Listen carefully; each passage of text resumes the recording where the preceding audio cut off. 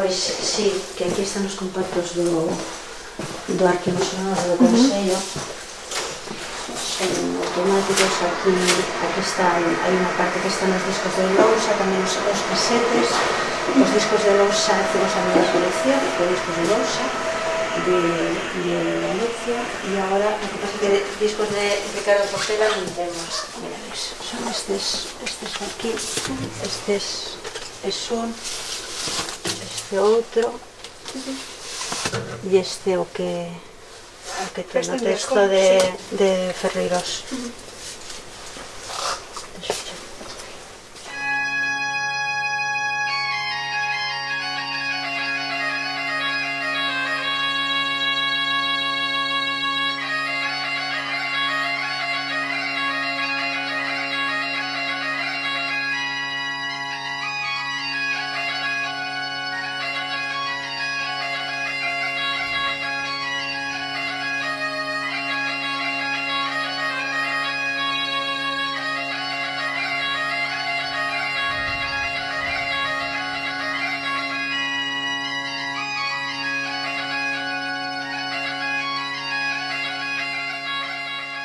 Quen foi Ricardo Portela, o gaiteiro de Biascón?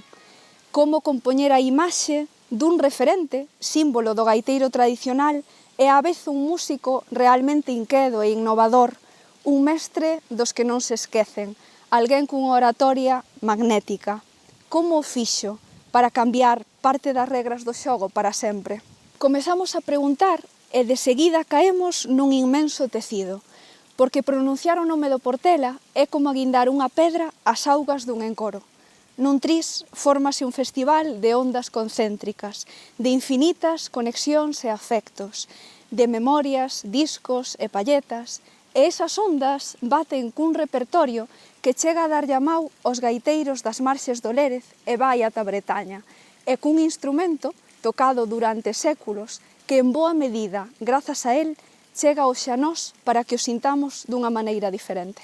Portela é orgullo e ornamentación, enerxía en público e repouso nos ensaios, conciencia do seu papel histórico e un empeño forte en non se deixar domesticar. Portela é sinónimo de seguir maravillándose e facéndose todas as preguntas do mundo, de aprender de cada actuación, de achegarse e de coidar das novas fornadas de gaiteiros. Sostivo un discurso e unha práctica que aínda hoxe persisten na memoria de todos, que nos permiten ir aos arquivos ou falar con artesáns, estudosos, músicos, amigos ou gaiteiras, isto é, con quen o coñeceu e quen o tratou.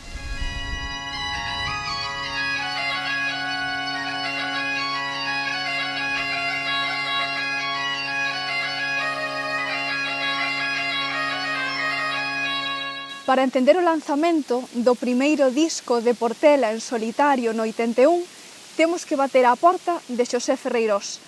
Membro fundador de Milladoiro, foi el quen, aínda moi novo, acompañou a Portela co tambor e quen escribiu o texto da contracapa daquel festa en Biascón. Tamén alguén a quen podemos preguntarlle pola personalidade de Portela e, sen dúbida, unha peza decisiva na imaxe que de Portela sobrevive como arquetipo do gaiteiro tradicional. Bo día, Xosé. Bo día. Penso que esa relación persoal que se estableceu entre Ricardo e máis vostede foi de confianza e de amizade, así que ninguén mellor para contarnos como era Ricardo nas distancias curtas. Que destacaría do carácter de Ricardo Portela? A súa bonomía, penso que fundamentalmente sobre ningunha outra característica. Era un home bo e un home moi amable, moi amigo dos seus amigos, un home aberto e así foi, digamos, o noso encontro. A min mo presentaron, eu conocino personalmente en Ortigueira, me presentan ali a él e a partir de aí empezamos a falar e como é un home que, como ben dices, nas distancias cortas era moi afable, pois moi falador, con moita sorna, e, bueno, eu tamén son moi falador, bueno, pois eso eu non sei se sería tamén un motivo do que pois enganchamos ben, non? E a partir de aí, pois, naceu unha amizade que, bueno, pois, durou ata que morreu Portela, non? Entón, e como se xesta ese Festa en Biascón? Hai algo así especial que recorde? Interesante. Evidentemente, como ti ben decías, naqueles momentos, pois Portela estaba un pouco alonxado, digamos, deste mundillo, quer Ujú. dizer, estaba no seu traballo, ele era celador en Pontevedra, e o da gaita, bueno, era a súa afición e tal, pero, bueno, non estaba metido en eses circuitos en aqueles momentos. Entonces, a min, como me gustaba moito o seu estilo, que eu o coñecía, xa digo, polo a discografía que tiña dos Irmáns Portela, Mm. e que sempre me chamou a atención, porque era un son que me recordaba moito dos gaiteiros de Soutelo, e entonces, bueno, pois eu non sabía se eses Irmáns Portela vivían ou non vivían en aquel momento, só tiña a cara, o disco e nada máis. Cando conozco e trago a amistad con el, pois eu vexo que temos aí digamos que un valor que non estamos poñendo en activo. E digo eu, pois isto é desperdiciar Ujú. nunha cultura como a nosa, que xa moitísimas veces pois, non se pon en activo cousas importantísimas e tal. Digo, como temos isto así parado? Ujú. Entonces falei cos de Ruada, empezamos a mover un pouco isto, que eso estaba todo moi parado. Mm. Entón, eu conozco un gaiteiro que podía, home, pois sí, tal, e aí empeza todo. Aí empeza todo. Eu propoño a Portela, e Portela, bueno, pois como un rapaz con zapatos novos, Entonces, el me dice a min, dice, oye, podesme facer ti a percusión? Sí, dixo, encantado, dixo eu, se a ti non che importa, eu encantado da vida. Ben, Portela sabemos tamén que foi innovador en moitos aspectos, desde esa idea, desde esa loita pola dignificación da figura do gaiteiro, ata un Sí, modo consciente de se relacionar cos medios de comunicación, poderíamos dicir. Como sí. se levaba Portela cos medios de comunicación? Poderías nos contar Bueno, algo disto? Portela, vamos a ver, Portela, o que tiña moi claro era que el amaba unha, digamos, un campo da nosa cultura como era o da gaita e Ujú. estaba orgulloso del, quero dicir, non tiña a menos, Mm. estaba orgulloso del. E quero dicir, e o consideraba algo moi serio. Non? Entonces, si alguén tocaba e así por tocar e tal, el decía, bueno, mira, o da gaita é algo moi respetable, non? Entonces, unha cousa que lle facía lle chamaba moita atención, e sempre falaba, cando falábamos na asociación e todo eso, de que reivindicábamos o papel dos grupos e de Mm. que nos carteles de tal, que as orquestas iban en tal, e dicía, e os grupos de gaita iban así, bueno, e uns grupos de gaita, eso a él non lle gustaba nada, esas historias, non? Entonces ele decía, o sea, tiña a dignidade de decir, bueno, os gaiteiros son uns artistas máis, entón, como tales artistas, pois, merecen o mesmo trato que os demais. O sea, non podemos facer, digamos, categorías, non? Entendo ben. E despois a Entendo. relación era, xa digo, como un home pois, conversador, un home afable, pois se recibía ben a todo o mundo. E si ti, evidentemente, non ibas un pouco en contra dos seus principios, pois el respondía, a súa resposta sempre era positiva e a favor de obras sempre. El decía que en todo o que pudera axudar a que eso cada vez estuvera, digamos, en mellores mans, pois en el tendrían sempre un punto de apoio.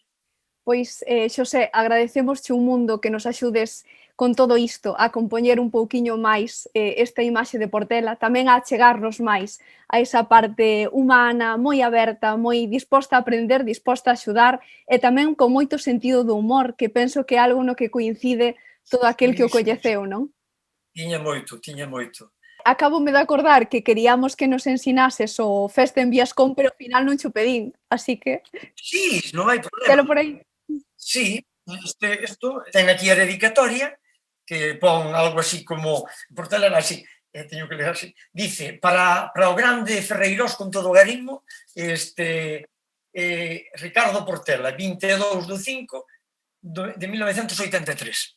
Eso é o que pon aí na portada. E veu-mo traer ese profeso, recordo, no seu Opel Corsa, daquela eu xa estaba vivindo en Santiago, veu-mo traer a Santiago desde Pontevedra, a propósito, comeu na miña casa comigo, bueno, a miña muller, e nada, moi amable, porque ele era moi, xa digo, moi cordial, pasamos unha xornada moi agradable, entregou o disco e marchou para Pontevedra todo feliz. A pouco que indaguemos, asáltanos a sospeita de que a propia historia de Portela co instrumento, a súa procura do son perfecto, acompaña a historia da gaita ao longo do século XX galego, desde aquela primeira gaita de Antonio Represas en do brillante que o seu pai lle mercara, pasando por aquel punteiro de ébano de Paulino Pérez e ata chegar ás gaitas do Seivane no 79. Até Obradoiro imos precisamente hoxe, para trazar as pegadas de Portela cunha das familias de artesáns máis significadas, e cun artesán mesmo, Álvaro Seivane, fillo de Xosé Manuel Seivane. A colaboración entre Xosé e Ricardo mudou, de seguro, a historia da gaita contemporánea. Moi bo día, Álvaro. Moi bons días. Entón, esta relación entre artesáns e músicos destacados foi fundamental no desenvolvemento de moitos instrumentos, non só da gaita. Pódenos contar algo sobre isto, sobre cal era a relación de Portela cos artesáns? Recorda algunha anécdota? Pois eu creo que sí foi fundamental, sobre todo no caso de Ricardo, porque como moitos sabemos e saben, a Ricardo Portela, esa primeira gaita que tan enamorado estaba dela, pois roubáronlla en plena guerra civil, concretamente en Mataró. E el a partir de aí, pois nunca puido tocar a gusto. El probou, pois, podíamos dicir, centos de gaitas. E Ricardo, pois, tiña un amigo que máis ou menos, pois, era de edad del. Bueno, tocaba, era alumno, pero tamén lle buscaba, pois, mira, tal día vamos visitar a tal artesán ou a cual. E se ve que en certa ocasión, pois, oiu tocar unhas gaitas e dice, estas seguramente que lle vai gustar a Ricardo. E interesouse a ver onde estaba ese artesán, o sea, a Ribeira de Piquín. E propúxollo e Ricardo dice, va, pois mira, por visitar un máis que non quede.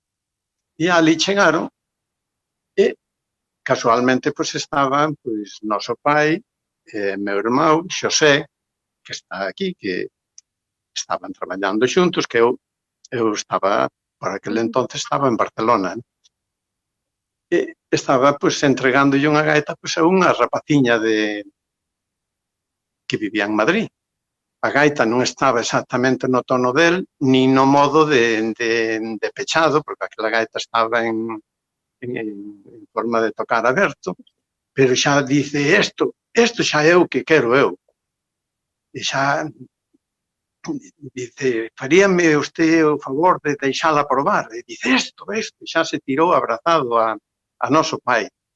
E claro, despois ao tomarlle nota e apuntes da dirección e dice, non, se eu este ben o conozo, ben sei de usted que eu son un admirador e tal.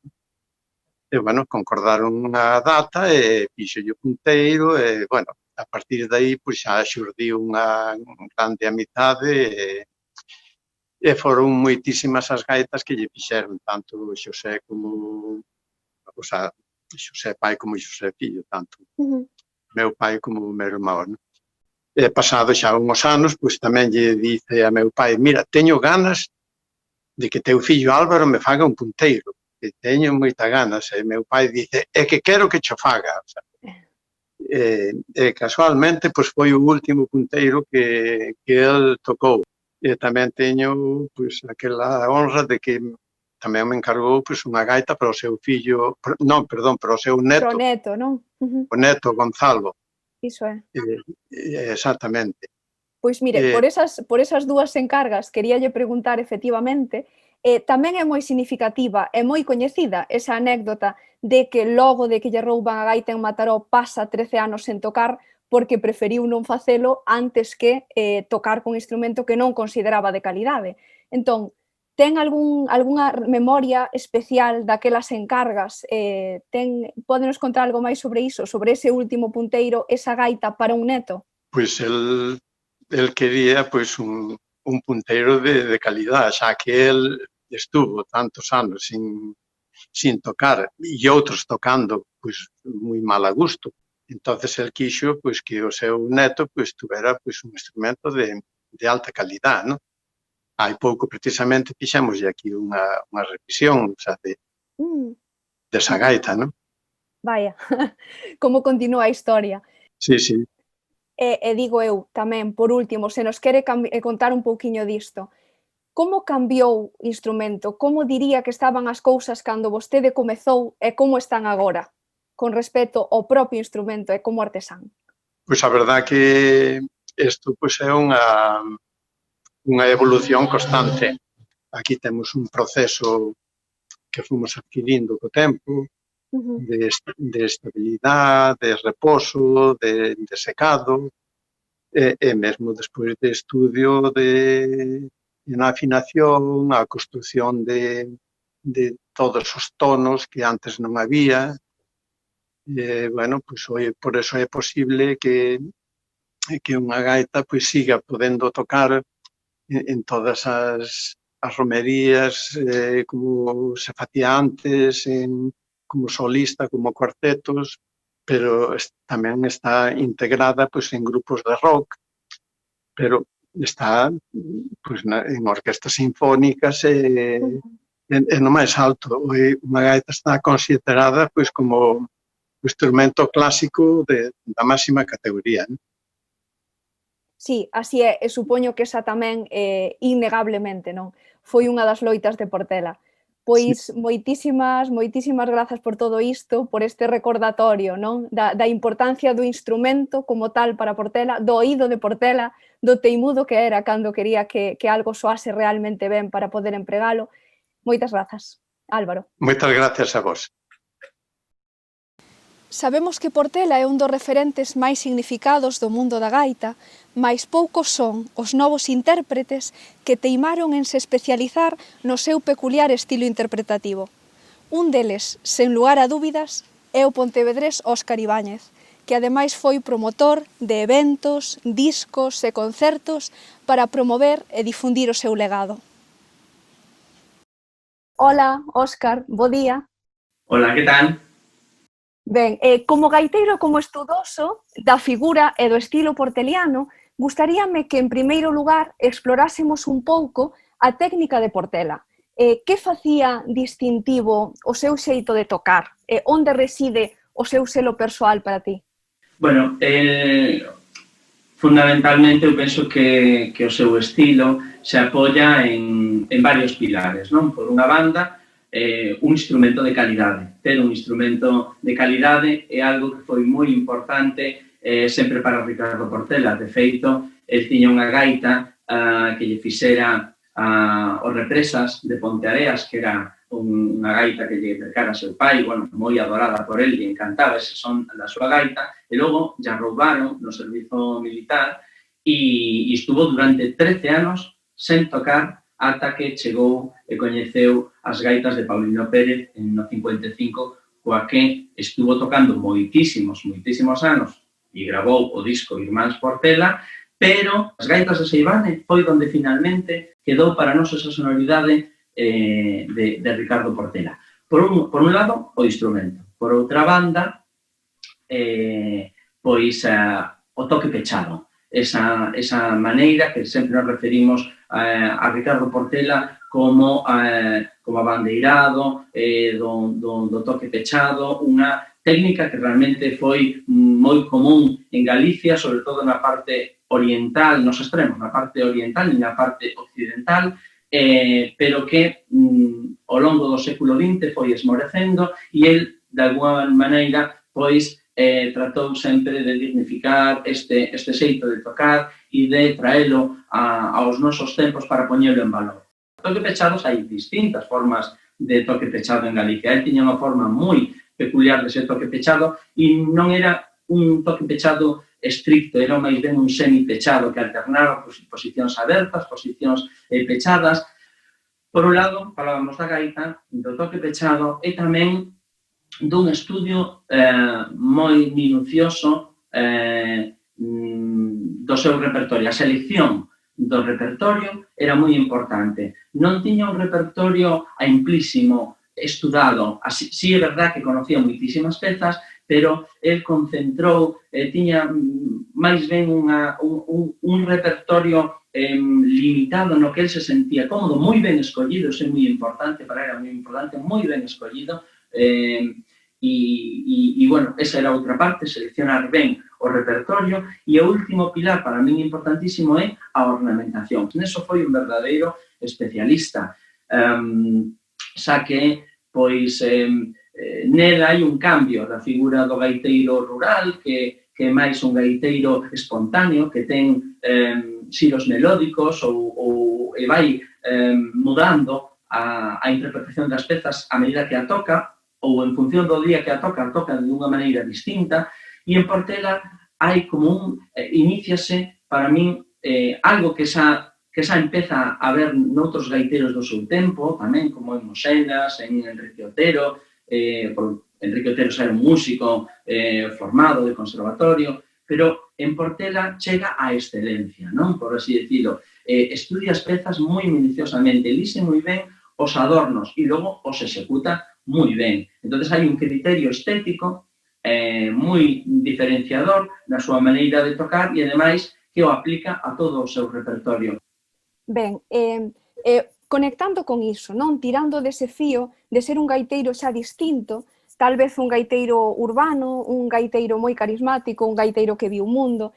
Outro aspecto ben luminoso, ben interesante, é o discurso de dignificación do gaiteiro que Portela sostivo. Polo que puiden saber, Portela tiña incluso un contrato artístico e seguramente iso daquela era algo ben diferencial. Entón, podes contarnos un pouquiño máis disto e de paso tamén a que concepcións ou a que imaxes anteriores do gaiteiro se enfronta, por así dicir, Portela? Bueno, primeiro penso que poderíamos analizar un pouco cal era o contexto no que se desenvolve Portela, un século XX, donde a música de gaita está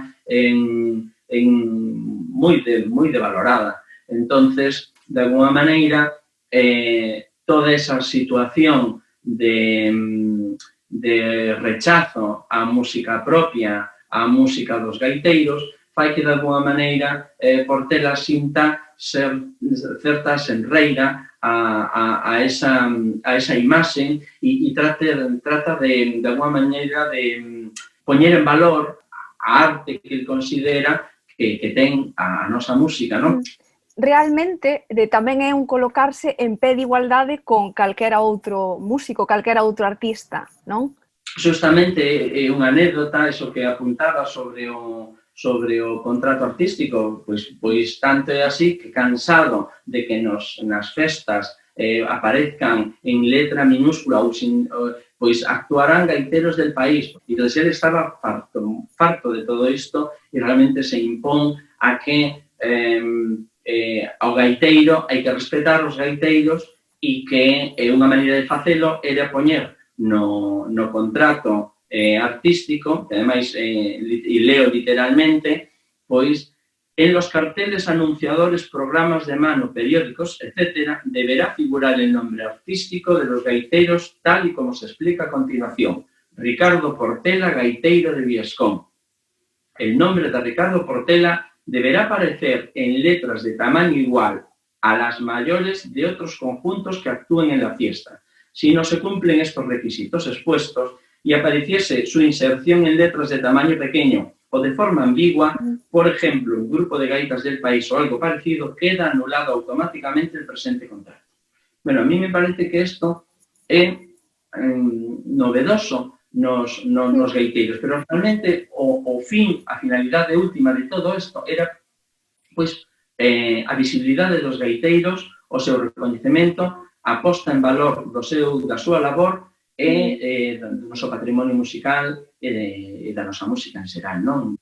Ben, pois agradecemos un mundo, Óscar, a dedicación e que nos deses estas pezas, non? Para ir compoñendo a figura e esta memoria de Ricardo Portela. Moitas gracias a vos e ata sempre.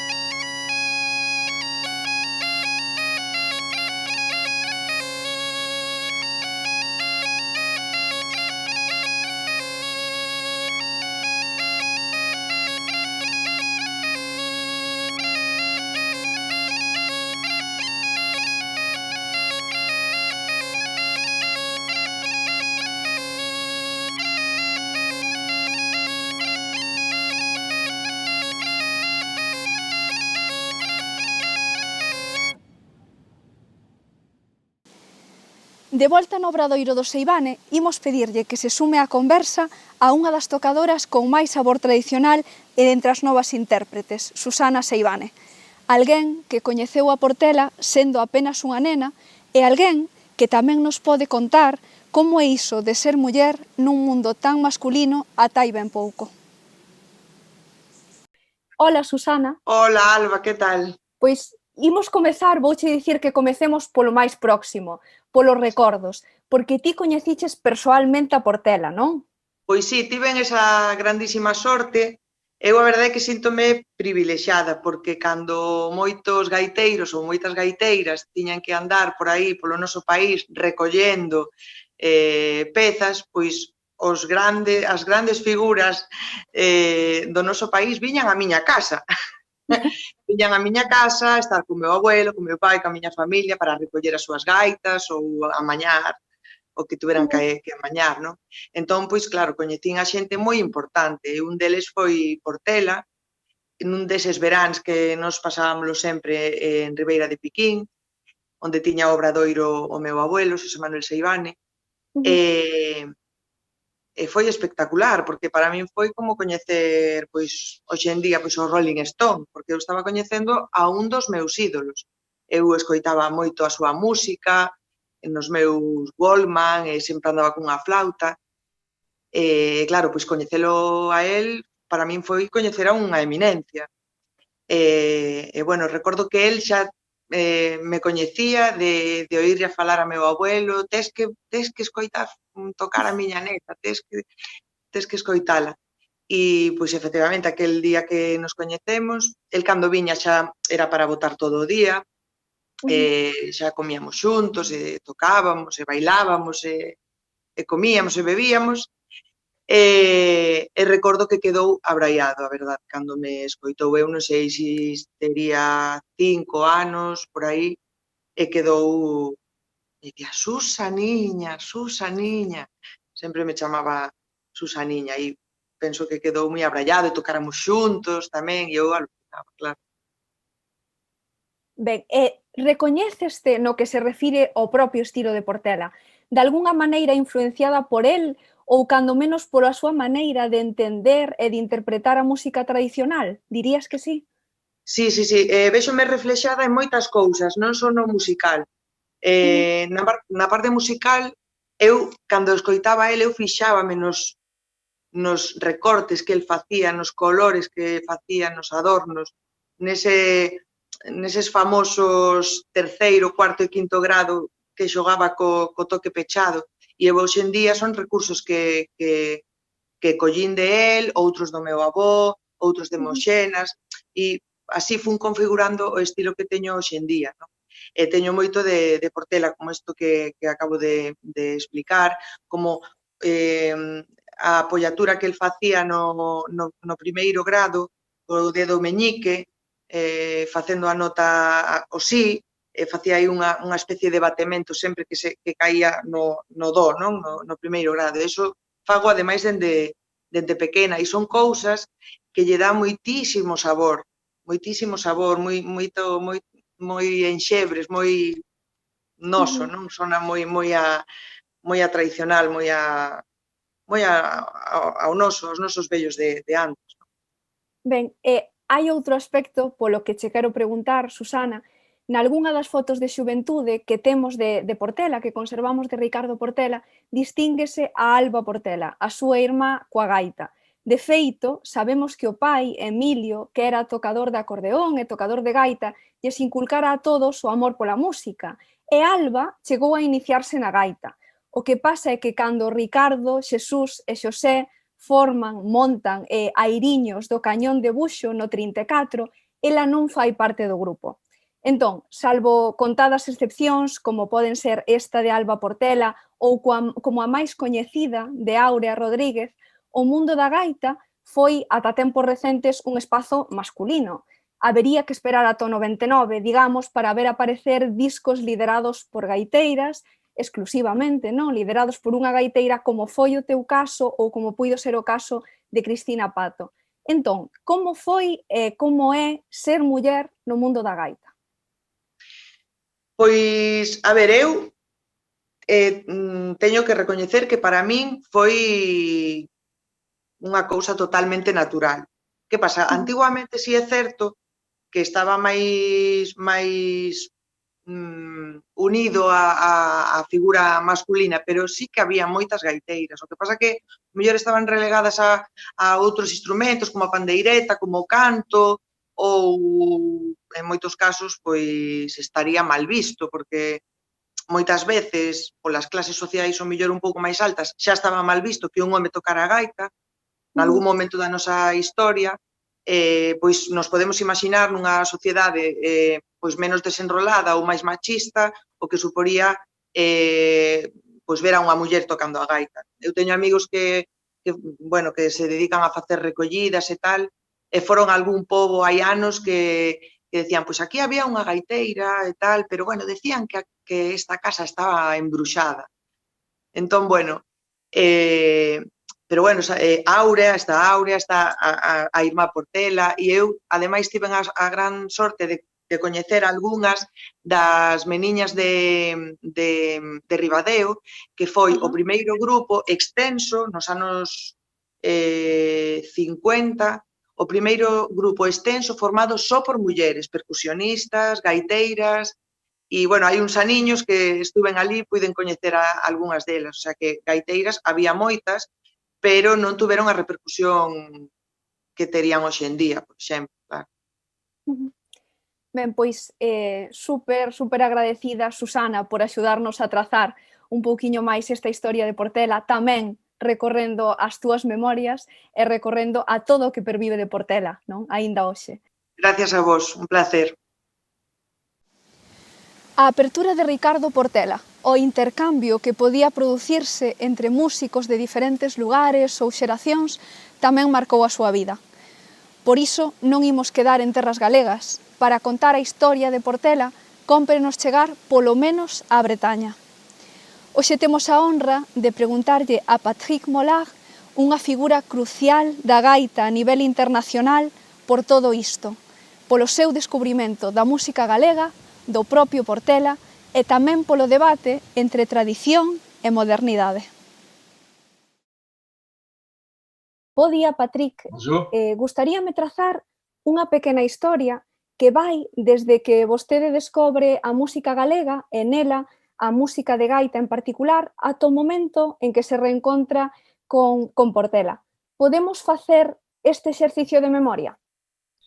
Effectivement, c'est une histoire qui remonte à plusieurs années maintenant, 40 ans au moins, parce que j'ai découvert pour la première fois, je crois que c'était un festival à Vigo. J'étais allé au début des années 80, 1980-81, avec un groupe breton qui s'appelait Guers. Et nous avons été invités à jouer à un festival. Je me souviens, c'était un festival en plein air à Vigo. Et il y avait le Meladoiro qui jouait là. Et j'avais été, je connaissais pas la musique galicienne. Et j'avais été pris par un air en particulier, Aires de Pontevedra. Et ensuite, je suis rentré en Bretagne. Et là, j'ai découvert des disques de Ricardo Portela. Et surtout, j'ai rencontré mon ami qui devait être mon grand ami galicien, comme un frère pour moi, Raúl Pinheiro, qui m'a fait découvrir la Galice. Et un jour, il m'a dit, il faut que je t'emmène, on va aller chez Ricardo Portela, qui habitait à Gascogne. Et il avait prévenu Ricardo Portela que je devais venir. Et Ricardo nous attendait, bien habillé, on regarde à vous. Il avait préparé du vin, du jambon, tout ça. Et j'ai pris ma cornemuse et je lui ai joué Aires de Pontevedra. Et il s'est mis debout, au garde à vous, comme ça. Et il a appelé sa femme. Il a dit, viens, viens, tu vas voir quelque chose que tu ne verras jamais à la télévision. Et il était très fier de voir un Breton qui jouait un air galicien et un air de son répertoire. Il était vraiment très fier. Voilà, c'est le seul souvenir que j'ai de lui parce que après, il était très malade et j'ai appris son décès quelques années après. Voilà le souvenir que j'ai de Ricardo, mais c'était beaucoup grâce à mon ami Raúl que j'ai pu faire cette rencontre extraordinaire. Ok, sabemos que decidiu gravar Aires de Pontevedra precisamente coa gaita escocesa logo de escoitar a versión de Milladoiro. Que tiña de especial aquela peza para seducilo tanto a vostede como a grandes nomes da música celta, a outros grandes nomes que a versionaron a continuación? Oui, en effet, j'ai enregistré cette air sur ce disque-là, Cornemuse, Aires de Pontevedra. Donc, c'est le même avec des cheveux. C'est quand j'avais 30 ans, hein, cet album date de 1983. Et comme je disais tout à l'heure, je n'avais pas de connaissance de la musique galicienne. J'avais entendu quelques disques, surtout des moñeras et puis des airs comme ça. Mais cet air, Aires de Pontevedra, me semblait un peu extraordinaire. Surtout cette première partie. Je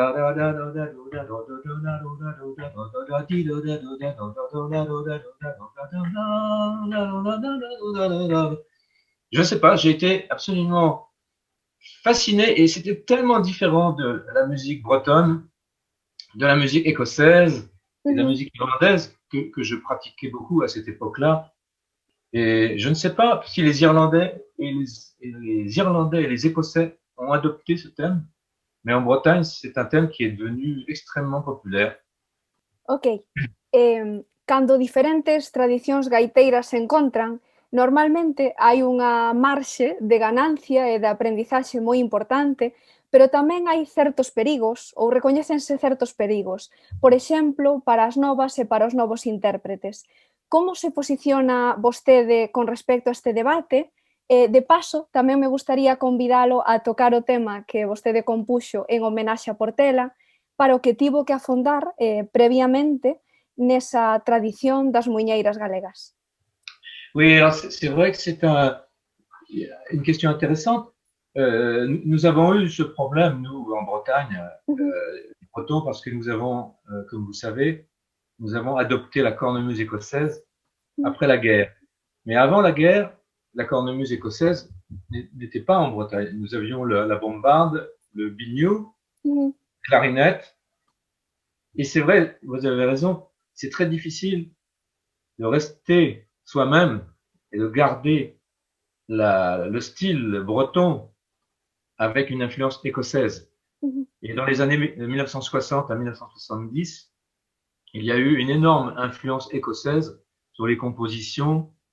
Les compositions des jeunes pipers étaient très proches, trop proches de la musique écossaise. Et la même chose est arrivée en Galice, où il y avait beaucoup de joueurs de gaïta, je me souviens, qui jouaient avec un style un peu irlandais, des fois, en utilisant des techniques irlandaises. Et dans les Asturies aussi, cette influence irlandaise en particulier a changé un peu les choses, mais il y a toujours eu des traditionalistes qui ont dit stop, et il y a eu beaucoup de débats, de disputes même, pour réussir à garder son âme, quoi. Et en ce qui concerne ma composition, quand j'étais avec Raoul et quand on a rencontré Ricardo, j'allais dans plusieurs festivals, j'ai animé beaucoup de stages comme professeur et j'entendais beaucoup de musique, beaucoup de muñeras, de jotas. Et cette musique était dans ma tête. Et quand j'ai pris l'avion pour rentrer en Bretagne, l'avion à Santiago jusqu'à Paris. Et dans l'avion, j'ai cette mélodie qui est arrivée dans ma tête.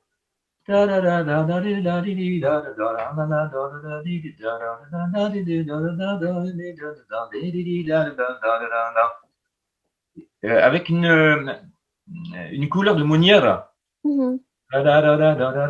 J'ai fait une première partie, deuxième partie, troisième partie, quatrième partie.